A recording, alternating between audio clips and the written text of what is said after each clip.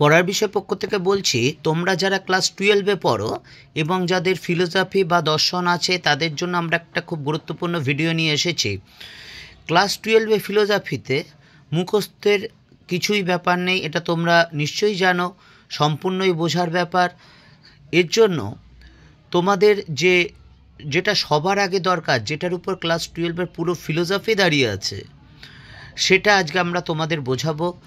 তোমরা নিশ্চয়ই জানো যে বই ধরে চ্যাপ্টার ধরে কিন্তু ক্লাস 12-এর ফিলোসফি পড়লে তুমি কোনো দিন বুঝতে পারবে না।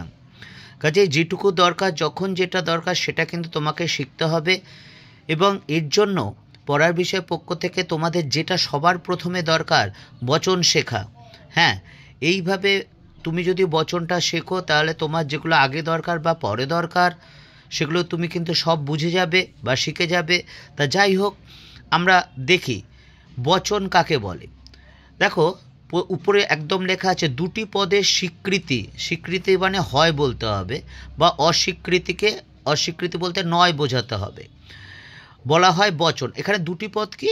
উদ্দেশ্য আর বিধ। অর্থাৎ আমরা জানি পদ 5 প্রকার, উদ্দেশ্য 5 প্রকার, কিন্তু আমাদের এখানে 2 প্রকারের কথা বলা হয়েছে। এই দুটো প্রকার, অর্থাৎ যেটা ইংলিশে সাবজেক্ট প্রেডিকেট বলা হয়। তাহলে এই দুটি পদের স্বীকৃতি বা অস্বীকৃতিকে বলা হয় বচন। অর্থাৎ দুটি পদ, তার হ্যাবাচক বা নাবাচক, একেই বলা হচ্ছে বচন। এবার আমরা এখন যেটা পড়ব সেটা দেখো নিরপেক্ষ বচন। তা এই নিরপেক্ষ বচনে দুটি পদ আছে, উদ্দেশ্য ও বিধ। তা উদ্দেশ্য আর বিধেয়ের সম্পর্ক যখন কোনো শর্তের উপর নির্ভর করবে না, তখন তাকে বলা হয় কিন্তু নিরপেক্ষ বচন। অর্থাৎ উদ্দেশ্য এবং বিধেয়ের সম্পর্ক যখন কোনো সত্য বা কোনো কিছু কারণের উপর দাঁড়িয়ে থাকবে না, তাকেই বলা হয় নিরপেক্ষ বচন। যেমন এখানে ধরো, মানুষ মরণশীল, সকল মানুষ হয় মরণশীল। তাহলে কিন্তু আবার যদি বলি যদি বৃষ্টি হয় তাহলে মাটি ভিজবে, তাহলে দেখো উদ্দেশ্য আর বিধ এখানে কিন্তু একটা আরেকটার উপরে সত্যের উপর দাঁড়িয়ে আছে, এটা কিন্তু নিরপেক্ষ বচন হবে না। অর্থাৎ যে বচনে উদ্দেশ্য ও বিধের সম্পর্ক কোনো সত্যের উপর নির্ভর করবে না, তাকেই বলা হয় নিরপেক্ষ বচন। এবার দেখো, নিরপেক্ষ বচনের 4টে অংশ আছে। 4টে অংশ আছে, দেখো এইগুলো পরপর হবে, একটাও এদিক ওদিক হবে না। কিন্তু আমরা যখন বাক্য থেকে বচন করব তখন কিন্তু এই 4টে যে আমরা অংশ করেছি, এই অংশগুলো কিন্তু পরপর দিতে হবে। এদিক ওদিক হলে কিন্তু ভুল হয়ে যাবে, অর্থাৎ নিয়ম বহির্ভূত হলে ভুল হয়ে যাবে। তবে হ্যাঁ, একটা উদ্দেশ্যবিধ চেঞ্জ হবে, সেটা কিন্তু নিয়মের ক্ষেত্রে, সেই নিয়মের মধ্যে হলে সেটা ঠিক আছে। তাহলে দেখো, প্রথমে হবে পরিমাণ। পরিমাণ এখানে 3 রকম দেওয়া আছে। দেখো, সকল হতে পারে, কোনো হতে পারে, বা কোনো হতে পারে। উদ্দেশ্য, বাক্যের যা উদ্দেশ্য হবে বচনের উদ্দেশ্য হবে। গুণ হয়, যদি হ্যাবাচক হয় হবে, আর না বাচক হলে নয় হবে। এবার বিধেয়, যেমন ধরো প্রত্যেকটি আম মিষ্টি, আমি এখানে দেখো পরিমাণটা দিইনি, গ্যাপ দিয়েছি, ডট দিয়েছি। বাক্যের উদ্দেশ্য কি? আম, দেখো উদ্দেশ্য স্থানে লিখেছি। তারপর হ্যাবাচক, এটা প্রত্যেকটি আম মিষ্টি, এটা সদর্থক বাক্য, হয় করেছি এর জন্য। তারপর দেখো বিধেয়, মিষ্টি আছে, মিষ্টিটা লিখেছি। এবার প্রশ্ন হচ্ছে, এই আমরা পরিমাণটা বুঝবো কী করে? খুব স্বভাবতই প্রশ্ন আসবে আমাদের মধ্যে, অর্থাৎ এখানে সকল করব না কোনো করব না কোনো করব, এটা সমস্যার সমাধান আমরা কিন্তু এইবার আনছি। তাহলে দেখো, যদি কোনো বাক্য এমন হয় যে 100% বা সম্পূর্ণ হ্যাঁ বোঝাচ্ছে, অর্থাৎ সদর্থক বোঝাচ্ছে, তাহলে কিন্তু আমরা পরিমাণ করব সকল। যেমন ধরো প্রত্যেকটি আম মিষ্টি, প্রত্যেকটা আম মানে 2টো আম হোক, 10টা হোক, 50টা হোক, 5 লাখ হোক, 5 কোটি হোক, অর্থাৎ একের বেশি, আর যত খুশি হতে পারে, 5 কোটি, 10 কোটি, 50 কোটি, যাই হোক না কেন, অর্থাৎ যতগুলো আম বলা হয়েছে প্রত্যেকটি আম মিষ্টি মানে 100%। তাহলে এই 100% যদি হ্যাঁ হয়, তাহলে কিন্তু আমরা সকল করব পরিমাণের জন্য। দেখো, সকল আমরা করেছি পরিমাণে। তারপর আম সাবজেক্ট, উদ্দেশ্য বাক্যের উদ্দেশ্য। তারপর দেখো হয় করেছি, যেহেতু সদর্থক বাক্য। তারপর বিধেয়তে, বাক্যের বিধেয়তে মিষ্টি আছে, আমরা মিষ্টি করেছি। তাহলে সকল আম হয় মিষ্টি, এটা কিন্তু এ বচন করতে হবে। অর্থাৎ দেখো আমরা কখন এ বচন করব, যদি বাক্যে আমরা বুঝতে পারি এমন আছে যে বাক্যটা সম্পূর্ণ হ্যাঁ বোঝাচ্ছে, অর্থাৎ 100% হ্যাঁ বোঝাচ্ছে, তখনই আমরা এ বচন করব। এবং এ বচন করলে পরিমাণ কী হবে? সকল। ব্যাস। তারপর কি?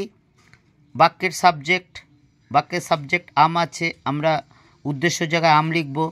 যেহেতু সম্পূর্ণ স্বীকার করা হয়েছে, গুণের হবে হয়, তারপর বিধেয় হবে, অর্থাৎ মিষ্টি। অর্থাৎ সকল আম হয় মিষ্টি, এ বচনকে বলা হয় সামান্য সদর্থক বচন। এবার চলো বাকিগুলোও দেখি। এবার দেখো, যদি বাক্যের মধ্যে এমন কোনো শব্দ থাকে যেটা 100% না বোঝায় বা সম্পূর্ণ না বোঝায়, তাহলে আমরা ই বচন করব। অর্থাৎ পরিমাণ কি করব? কোনো। দেখো যেমন বৃত্ত গোল নয়, তাহলে বৃত্ত সম্পূর্ণ অস্বীকার করছে, কোনো দিনই হবে না। 1000, 1 কোটি, 50 কোটি, লাখ লাখ কোটি, অর্থাৎ কোনো দিনই হবে না। তাহলে এরকম ক্ষেত্রে যখন সম্পূর্ণ অস্বীকার হবে, তখন পরিমাণটা হবে কোনো হলো। এবার উদ্দেশ্য কী হবে? বাক্যের যা উদ্দেশ্য আছে তাই হবে। দেখো বৃত্ত উদ্দেশ্য আছে, আমরা বৃত্ত উদ্দেশ্য করেছি। তারপর দেখো, যেহেতু নয় অস্বীকার করেছি, তা যে নয়, গুণ নয় হচ্ছে। বিধেয় দেখো গোল আছে, আমরা গোল করেছি। তাহলে দেখো কোনো বৃত্ত নয় গোল, ই বচন করেছি। অর্থাৎ যখন সম্পূর্ণ অস্বীকার করা হয় বাক্যে, যদি বচন করা হয় তাহলে তাকে ই বচন বলা হয়, বা সামান্য নঙর্থক বচন। আবার যদি দেখো, যদি বাক্যের মধ্যে এমন কোনো শব্দ থাকে যেটা আংশিক বোঝায় এবং বাক্যটি সদর্থক হয়, অর্থাৎ বাক্যটি আংশিক বোঝাবে এবং সদর্থক হবে, তাহলে কিন্তু আমরা কি বচন করব? আই বচন। দেখো অনেক মানুষ পূর্ণ, আংশিক বোঝাচ্ছে, বাক্যটা সদর্থক আছে, কাজে বচনসম্মত আকারে কী পরিমাণ কী হবে? কোনো। অর্থাৎ আংশিক স্বীকার করা হলে পরিমাণ হবে কোনো। তাহলে দেখো কোনো পরিমাণ হয়েছে। তারপর বাক্যের উদ্দেশ্য বসিয়েছি, গুণ বসাও, যেহেতু হ্যাবাচক গুণ কী হবে? ঠিক আছে। তারপর বিধেয় দেখো পূর্ণ আছে, আমরা পূর্ণ করেছি বিধেয় জায়গায়। তাহলে কোনো মানুষ হয় পূর্ণ, আই বচন। এই আই বচনকে বলা হয় বিশেষ সদর্থক বচন। আমরা বিশেষ সদর্থক বচন লিখব না, আমরা সংক্ষেপেরগুলোই লিখব। এরপর দেখো, বাক্যে যদি এমন কোনো শব্দ থাকে যার দ্বারা আংশিক না বোঝায়, তাহলে আংশিক না বোঝাবে, তাহলে পরিমাণ হবে কোনো। যেমন ধরো অনেক মানুষ পূর্ণ নয়, তাহলে দেখো অনেক মানুষ পূর্ণ নয়, তো অর্থাৎ ধরো 1 কোটি মানুষ আছে বা 50 কোটি, যাই হোক, তার মধ্যে অনেক মানুষ পূর্ণ নয়, আংশিক বোঝাচ্ছে, আংশিক পূর্ণ নয়। তাহলে এরকম ক্ষেত্রে ও বচন হবে এবং পরিমাণ হবে কোনো। দেখো আমরা পরিমাণ কোনো করেছি, তারপর বাকি যা নিয়ম তাই করে গেছি, উদ্দেশ্য বসিয়েছি, নয় যেহেতু অস্বীকার করা হয়েছে নয় বসিয়েছি, তারপর প্রেডিকেট বসিয়েছি, অর্থাৎ বিধেয় বসিয়েছি পূর্ণ। তাহলে কোনো মানুষ নয় পূর্ণ, ও বচন। এই ও বচনকে বলা হয় বিশেষ নঙর্থক বচন। তাহলে দেখো আমরা কি দেখলাম? নিরপেক্ষ বচন 4 প্রকার। সামান্য সদর্থক বচন, যেটা আমরা এ বলবো এবং এ লিখব, যখন আমরা বচন করব তখন কিন্তু এ লিখব, সামান্য সদর্থক বচন লিখব না। কখনো যদি 100% হ্যাঁ বোঝায় বা সম্পূর্ণ হ্যাঁ বোঝায়, তাহলে আমরা বাক্যটা এ বচন করব। 2 হচ্ছে সামান্য নঙর্থক, অর্থাৎ বাক্যটা যদি সম্পূর্ণ অস্বীকার করে, 100% অস্বীকার করে, তাহলে আমরা সামান্য নঙর্থক বচন করব, ই বচন করব। 3 নম্বর দেখো, বিশেষ সদর্থক বচন, যখন বাক্যটিতে এমন বোঝাবে যে আংশিক হ্যাঁ বোঝাচ্ছে, তাহলে আমরা কিন্তু তাকে আই বচন করব। এটার একটাই ব্যতিক্রম আছে, যখন আমরা নিয়মাবলী দেখব তখন আমরা আলোচনা করব অবশ্য। এবং 4 নম্বর বিশেষ নঙর্থক বচন, যখন বাক্যে এমন কোনো শব্দ থাকবে যখন আংশিক না বোঝাবে তখন আমরা কিন্তু বিশেষ নঙর্থক বচন বা ও বচন করব। এক্ষেত্রেও আগে যেটা বললাম আই বচনের ক্ষেত্রে এখানে একটা ব্যতিক্রম আছে, তখন আমরা কিন্তু আলোচনা করব, যখন এইগুলো নিয়ে আলোচনা করব তখন কিন্তু বলবো। এবার দেখি চলো এ ই আই ও বচনের মধ্যে বচনে অর্থাৎ নিরপেক্ষ বচন যে 4টে ভাগ আছে সেই 4টি ভাগে কোথায় কি বসে। এবার দেখো এই নিরপেক্ষ বচন 4 প্রকার, বা দিকে দেখো এই 4 প্রকার এ ই আই ও। নিরপেক্ষ বচন 4 প্রকার। নিরপেক্ষ বচনের 4টি অংশ: পরিমাণ, উদ্দেশ্য, গুণ, বিধেয়। তাহলে এবার যদি এ বচন হয় তাহলে আমার পরিমাণ হবে সকল, বাক্যের যে উদ্দেশ্য হবে সেই উদ্দেশ্য হবে তারপর আমরা বাক্যের গুণ লিখব, হয় হবে এ বচনে হয়, তারপর আমরা বাক্যে যেটা বিধেয় থাকবে সেই বিধেয়টি লিখব। ই বচন পরিমাণ কোনো, বাক্যের যে উদ্দেশ্য থাকবে সেই উদ্দেশ্য লিখব, তারপরে কি লিখব নয় যেহেতু অস্বীকার করছে, তারপর বিধেয় বাক্যের যে বিধেয়টা থাকবে সেই বিধেয়টা লিখব। আই বচনে দেখো পরিমাণ কি লিখব, যদি আমরা বুঝতে পারি আংশিক হ্যাঁ বোঝাচ্ছে তাহলে আমরা প্রথমেই পরিমাণ কোনো কোনো হয়ে গেল, তারপর বাক্যের উদ্দেশ্য দেখতে হবে কি আছে সেই উদ্দেশ্যটা লিখব, হয় লিখতে হবে, এটা কিছু দেখার নেই যেহেতু স্বীকার করছে হয় হবে, তারপর বাক্যে যে বিধেয়টা থাকবে সেই বিধেয়টা লিখতে হবে। 4 নম্বরটা দেখো ও বচন, কোনো কোনো হবে পরিমাণ, যদি আংশিক না বোঝায় বচন তাহলে আমরা কোনো কোনো করব, তারপর বাক্যের যে উদ্দেশ্যটা হবে, ধরো এখানে ধরো কোনো কোনো মানুষ নয় স্বার্থপর, তার মানে তাহলে এই যে কোনো কোনো হলো, তারপর উদ্দেশ্য বসেছে, তারপর নয় বসেছে, অর্থাৎ ও বচন হলে নয় হবে, তারপর বাক্যের যে বিধেয়টা আছে সেই বিধেয়টা বসবে।